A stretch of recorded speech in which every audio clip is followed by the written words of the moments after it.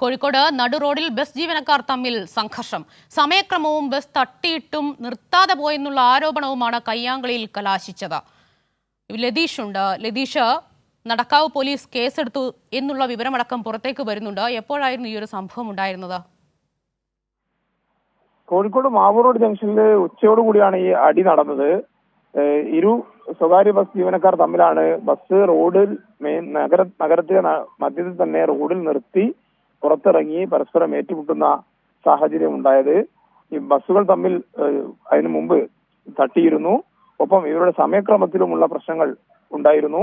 ഈ രണ്ട് കാര്യങ്ങളും ചോദ്യം ചെയ്തുകൊണ്ട് ബസ് റോഡിൽ നിർത്തി ബസ് ഡ്രൈവറും കണ്ടക്ടറും അടക്കമുള്ള ആളുകൾ ജീവനക്കാർ റോഡിലിറങ്ങി അടികൂടുന്ന സാഹചര്യമാണ് ഉണ്ടായത്. പോലീസ് എത്തിയാണ് ഇരു വിഭാഗത്തെയും പിടിച്ചു മാറ്റി കസ്റ്റഡി എടുക്കുന്ന നില വന്നത്. യാത്രക്കാരുള്ളതിനാൽ ബസ് വിട്ടയക്കുകയും പിന്നീട് സ്റ്റേഷനിലെത്താൻ ഹാജരാകാൻ നിർദ്ദേശിക്കുകയുമായിരുന്നു. നടക്കാവ് പോലീസ് ഈ സംഭവത്തിൽ കേസെടുത്തിട്ടുണ്ട്. 4 പേർക്കെതിരെയാണ് നിലവിൽ നടക്കാവ് പോലീസ് കേസെടുത്തിരിക്കുന്നത്. ലതീഷ, ഈ സംഘർഷത്തിൽ ആർക്കെങ്കിലും പരിക്കേറ്റിട്ടുണ്ടോ? അത്തരത്തിലുള്ള വിവരങ്ങൾ എന്തെങ്കിലും ലഭ്യമാണോ? ആ നിലയിൽ വലിയ പരിക്ക് ഏൽക്കുന്ന സാഹചര്യം ഉണ്ടായിട്ടില്ല.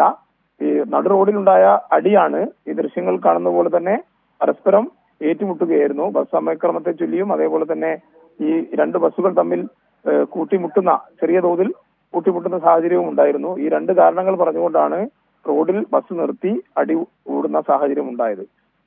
ശരി ലതീഷ, വ്യക്തമാണ്. കോഴിക്കോട് നടു റോഡിൽ ബസ് ജീവനക്കാർ തമ്മിൽ സംഘർഷം. ഈ വാർത്തയുടെ വിവരങ്ങളാണ് ലതീഷ് പങ്കുവച്ചത്.